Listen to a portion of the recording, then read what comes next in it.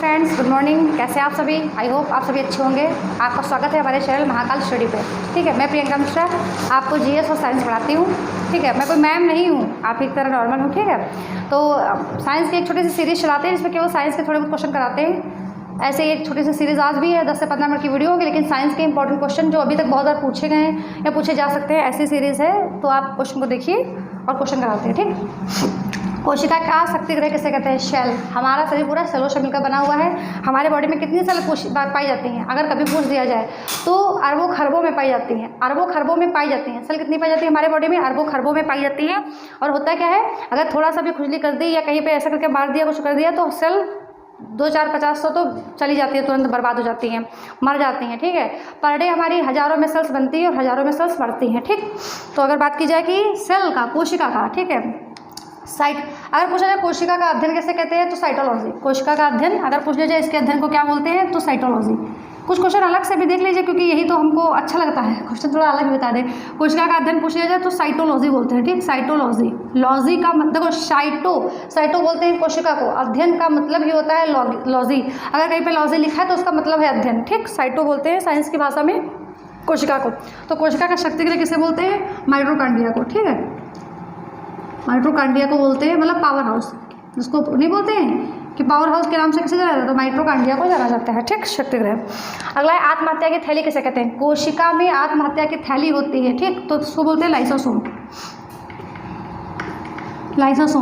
Lysosome क्या करता है? सभी को कंट्रोल करता है। लाइसोसोम का काम क्या होता है? सबसे पूछता है, माइटोकॉन्ड्रिया से पूछता है सब काम ठीक से हो रहा है, उससे पूछता है कि सब काम ठीक से हो रहा है, सबसे पूछता है कि काम सब सही हो रहा है, केंद्रक से पूछेगा, विकल्प से, जो उसमें रसधानियाँ होती है उनसे पूछेगा, केंद्रक से पूछेगा। ठीक, सबसे पूछने के साथ साथ में ये सब देख लेता है काम सब ठीक ठाक चल रहा है। और अगर लग रहा है कि काम को ठीक ठाक नहीं चल रहा, कोई नहीं कर रहा है, कोई दिक्कत कर रहा है, तो ये लाइसोसोम खुद को स्वयं को मार देता है। और जब खुद को स्वयं को कोशिका में मार देता है तो सारे जितने भी उसमें होते हैं सब ध्वस्त हो जाते हैं, बेकार होते हैं, पूरी कोशिका पूरी डैमेज हो जाती है वहाँ पे। ठीक, तो आत्महत्या की थैली किसे बोलते हैं? लाइसोसोम को बोलते हैं। कोशिका की खोज किसने की थी? रॉबर्ट हुक ने की थी।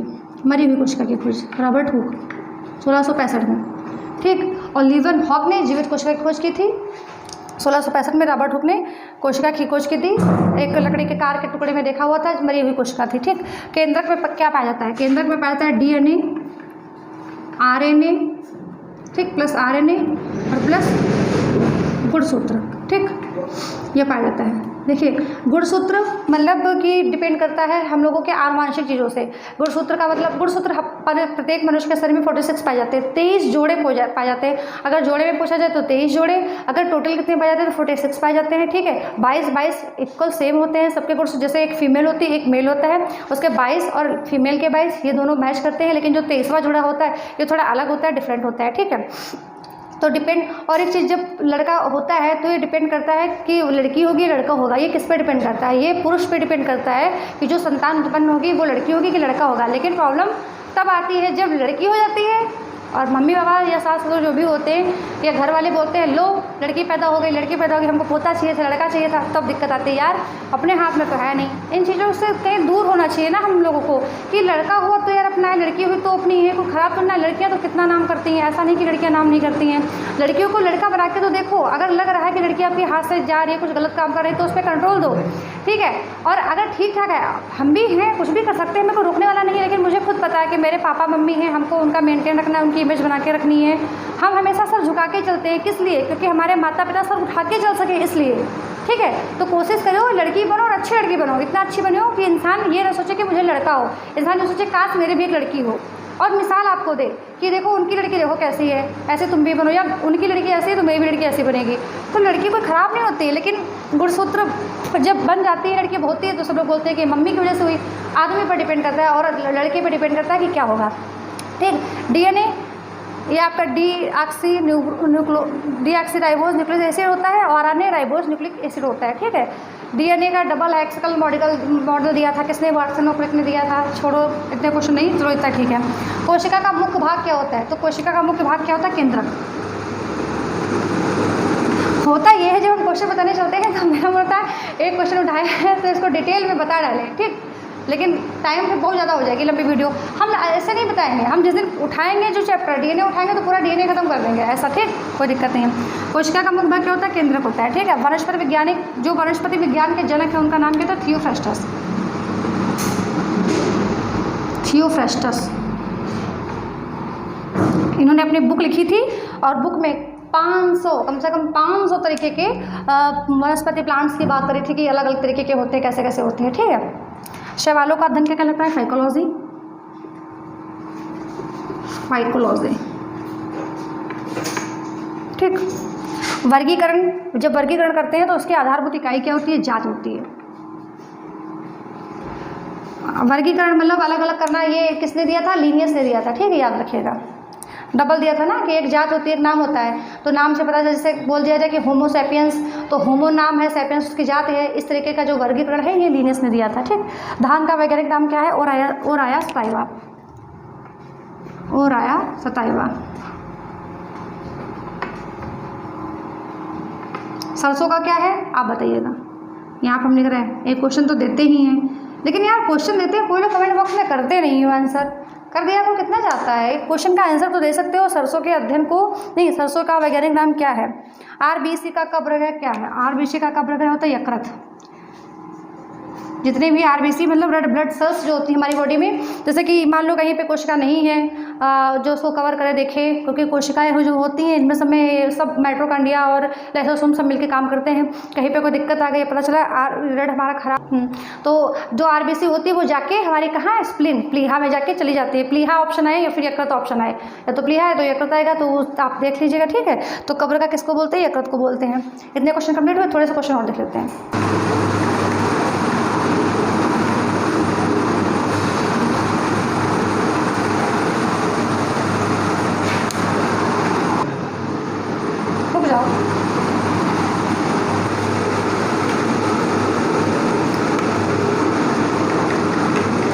कैंसर से पीड़ित लोगों के उपचार के लिए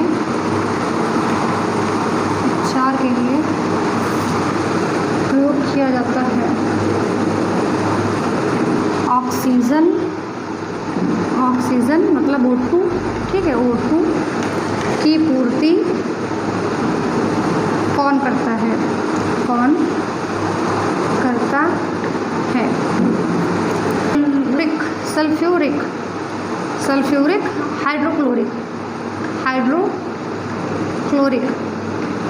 सल्फ्यूरिक हाइड्रोक्लोरिक अम्ल का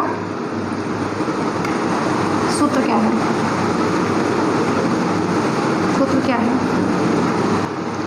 मीथेन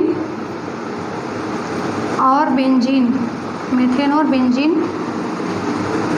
का सूत्र क्या है?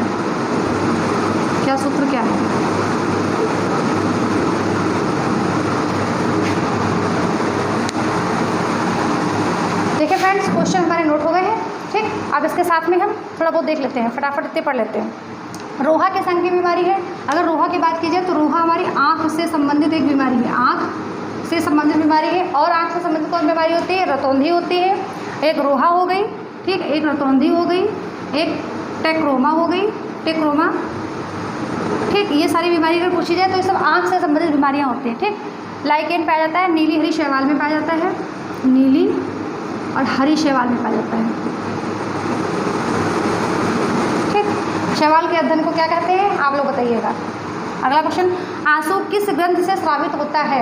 आंसू हमारी लेक्राइमल ग्रंथ से स्रावित होता है, लेक्राइमल ग्रंथ, ठीक है।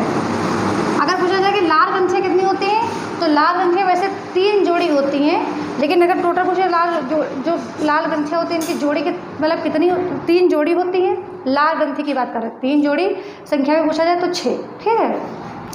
सबसे मजबूत पेशी कौन सी होती है? जबड़े की पेशी होती है, जबड़े की पेशी सबसे मजबूत पेशी होती है, ठीक। एनामल यहाँ पे पाया जाता है, जब जो दांत होते हैं आपके, एनिमल बोलते हैं जिसको, दांत के जबड़े दांतों में पाया जाता है, तो ये सबसे कठोर पदार्थ होता है, मतलब बहुत यहाँ इससे पदार्थ मतलब दांत तो बहुत ज़्यादा मजबूती देता है।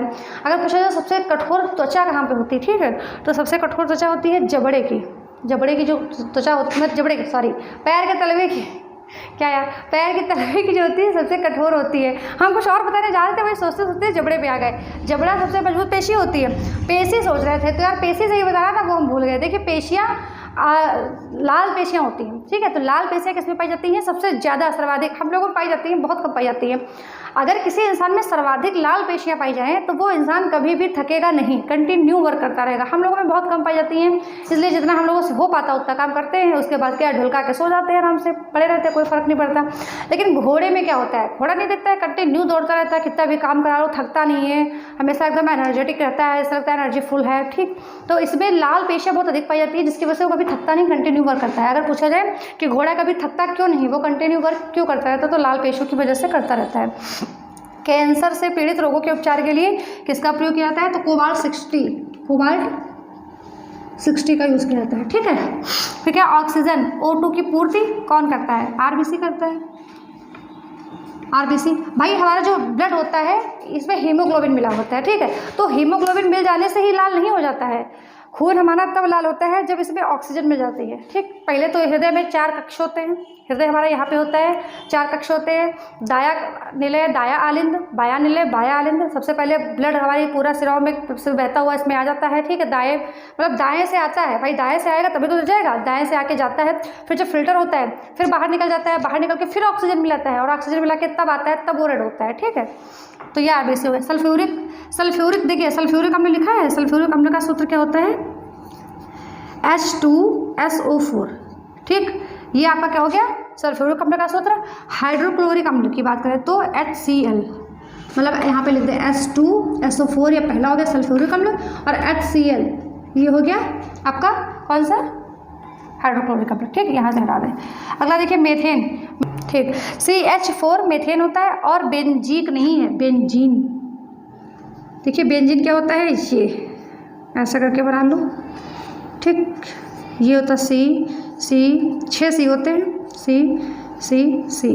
और क्या होता है? सब में एक H ऐड होता है। आपने शायद पढ़ा होगा, जो भी साइंस के बच्चे होंगे वो इंटर लेवल में जब आए होंगे तब पढ़े होंगे, ठीक। नहीं पता है तो भैया पढ़ो, कैसे पढ़ा है। देखिए HCl और ये जो बताया हमने, ये सब एसिड जो होते हैं हमारे शरीर में पाए जाते हैं, आमाशय यकृत में सब पाए जाते हैं। इस वजह से जब हमारा खाना अंदर जाता है तो काफ़ी हार्ड ये सारे HCl होते हैं ना, तो सब पेट में मिलके ये सब खाने को डाइजेस्ट करते हैं, ठीक। हमारे पेट में यकृत में क्या होता है? ये आमाशय में कांटे जैसी एक संरचना उभरी ऐसी होती है। आमाशय के भी 3 पार्ट हो जाते हैं, तो उसकी एक संरचना उभरी होती है। तो जब हमें भूख लगती है और हमें कुछ खाने को नहीं मिलता है तो वो कांटे खड़े हो जाते हैं, और वो कांटे खड़े हो जाते हैं तो उनमें दर्द चुभन नहीं होता कि कभी कभी पेट में भूख लगती है तो लग रहा है कि पेट में दर्द हो रही है, ये इसी वजह से होता है। पेट में जो आमाशय में जो कांटे वाली संरचना पाई जाती है, भूख की वजह से वो खड़ी हो जाती है। भाई खाना अंदर भरा है तब तो वो कांटे बैठे रहेंगे, उठते नहीं है, लेकिन जब उसमें कुछ नहीं होता, खाली स्थान हो जाता है, तो वो कांटे की जो संरचना होती है वो खड़ी हो जाती है और वो पेट में मेरे चुभने लगती है, तो भूख लगती है, ठीक। दूध हमारे शरीर में, जैसे हम दूध पीते हैं वो अंदर जाके उसमें अम्ल मिल जाता है, तुरंत वो दही बन जाता है। नहीं होता बच्चा दूध पीता है तुरंत वॉमिटिंग उल्टी कर देता है, सब दही निकाल देता है। तो जरूरी नहीं कि आप दूध पियो, दही खा जाओ, बात तो बराबर, पेट में जाके बंद तो दही ही रहा है। तो अगर आपको इतने क्वेश्चन समझ में आए हों, इंपॉर्टेंट लगे हों, लगाओ कि हाँ इतने देर में हमने कुछ इंपॉर्टेंट पढ़ा, तो वीडियो को लाइक करें, शेयर करें, सब्सक्राइब करें और हमारा सपोर्ट करें। Thank you.